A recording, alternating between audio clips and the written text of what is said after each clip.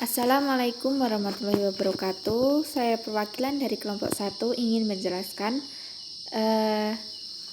CBL HIV AIDS. Berikut daftar nama dari kelompok 1. Latar belakang, AIDS stadium 4 merupakan penyakit yang disebabkan oleh sejenis retrovirus. Virus tersebut akan menyerang sistem imun pada manusia dan menyebabkan kelemahan sistem imun pada manusia stadium keempat. AIDS ini disertai dengan adanya berbagai jenis penyakit, antara lain penyakit saraf, infeksi sekunder, dan lainnya, yang biasa disebut infeksi oportunistik.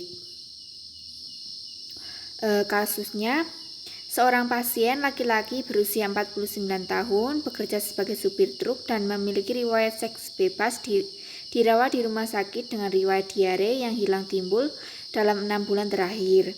Keluhan diare yang dirasakan semakin memberat dalam 1 minggu terakhir, disertai dengan keluhan demam yang naik turun, batuk berdahak, dan sesak nafas. Pasien sudah mencoba mengobati dengan obat warung maupun obat paten yang dijual di apotek maupun tidak memberikan efek sama sekali. Pasien juga mengalami penurunan berat badan dari 68 menjadi 59 dalam 2 bulan terakhir, dengan IMT saat ini 16. Untuk data tambahannya, pasien tinggal bersama istri dan kedua anaknya.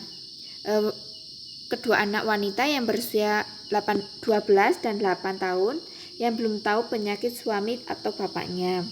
Tidak ada riwayat hipertensi atau gangguan obat terlarang maupun alkohol. Hasil pemeriksaan TTV tekanan darah 105/80 mmHg, nadinya 98 kali per menit, respirasinya 28 kali per menit, suhunya 37,9 derajat Celcius. Hasil pemeriksaan fisik toraks didapatkan ada rongki basah pada basal paru kanan, baru penurunan fremitus saat perkusi. Hasil perfusi jantung melebar 1 cm dari area midclavikula. Pada pemeriksaan mulut pasien ditemukan sariawan dan kandidiasis oral dan sampai esofagus. Pasien mengatakan nyeri, lemah, tidak bisa aktivitas, dan tidak bisa makan dan minum seperti biasanya. Hasil pemeriksaan rongsen toraks didapatkan infiltrate pada paru kanan dan kardiomegali. Hasil pemeriksaan urinalis terdapat peningkatan BUN dan proteinuria +2. Hasil pemeriksaan CD4 70 sel per milimeter kubik, dan pasien belum pernah meminum ART atau antiretroviral terapi. Terapi yang diberikan KN3D 20 TPM, Cefotaxime 1 gram 3 kali per hari, melalui IV, paracetamol 500 mg 3 kali per hari melalui oral, Abroskol 1 sendok makan 3 kali per hari, 20 mg 2 kali per hari melalui IV tanpa didahului aktivitas. Analisis masalah dan diagnosa keperawatan. Yang pertama, DS, pasien mengalami batuk, berdahak, dan sesak nafas. DO-nya, hasil pemeriksaan fisik tora didapatkan ada rongki basah pada basal paru kanan. Hasil pemeriksaan CD4 70 sel per milimeter kubik, dan pasien belum pernah meminum ART atau antiretroviral terapi sebelumnya. Masalah keperawatan, ketidakefektifan bersihan saluran nafas, untuk etiologinya infeksi. Yang kedua, data subjektifnya, pasien mengatakan diare yang hilang timbul dalam 6 bulan terakhir. Keluhan diare dirasakan semakin memberat dalam 1 minggu terakhir. Untuk data objektifnya, pasien mengatakan nyeri, lemah, tidak bisa aktivitas, dan tidak bisa makan dan minum seperti biasanya. Masalah keperawatannya diare, untuk etiologinya infeksi.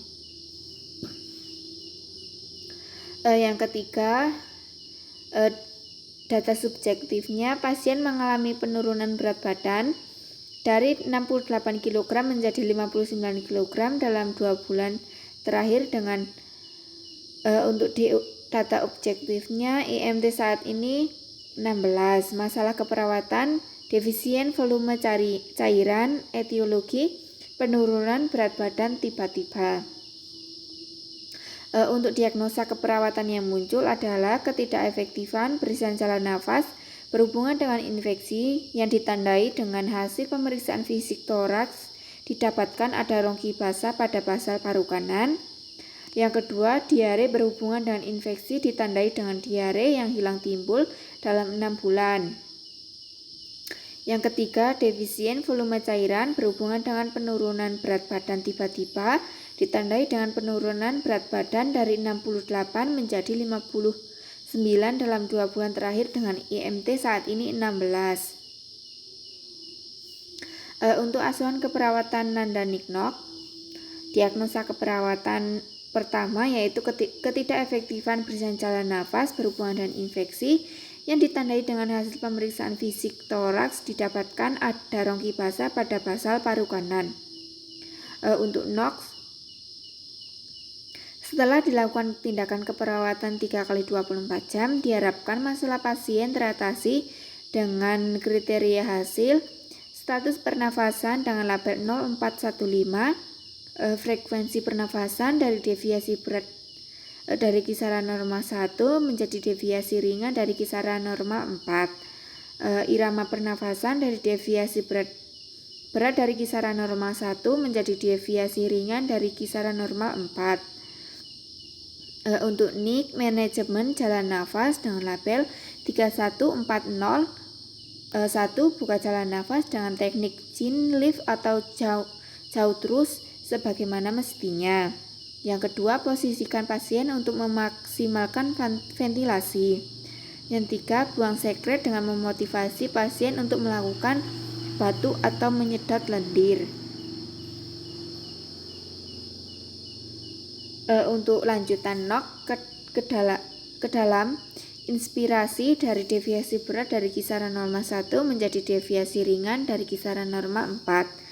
Kepatenan jalan nafas dari deviasi berat dan dari kisaran normal 1 menjadi deviasi ringan dari kisaran normal. Untuk lanjutan NIC, manajemen jalan nafas. 4. Motivasi pasien untuk bernafas pelan, dalam, berputar dan batuk. 5. Instruksikan bagaimana agar bisa melakukan batuk efektif. 6. Monitor status pernafasan dan oksigenasi sebagaimana mestinya. Diagnosa kedua, diare berhubungan dengan infeksi ditandai dengan diare yang hilang timbul dalam 6 bulan. Untuk NOx, setelah dilakukan tindakan keperawatan 3x24 jam, diharapkan eliminasi usus dapat teratasi dengan kriteria hasil eliminasi usus dengan label 0501, pola eliminasi tidak terganggu dari berat 1 menjadi tidak ada 5. Suara bising usus berat 1 menjadi tidak ada 5. Kemudian untuk diare berat 1 menjadi tidak ada 5. Dan untuk NIC, manajemen diare dengan label 0460, tentukan riwayat diare, ajari pasien cara penggunaan obat anti diare secara tepat, instruksikan pasien atau keluarga pasien untuk mencatat warna, volume, konsistensi, dan frekuensi tinja. Berikan makanan dalam porsi kecil tapi sering serta tingkatkan porsi secara bertahap. Kemudian monitor tanda dan gejala diare, identifikasi faktor yang bisa menyebabkan diare, amati turgor kulit secara berkala, dan timbang pasien secara berkala.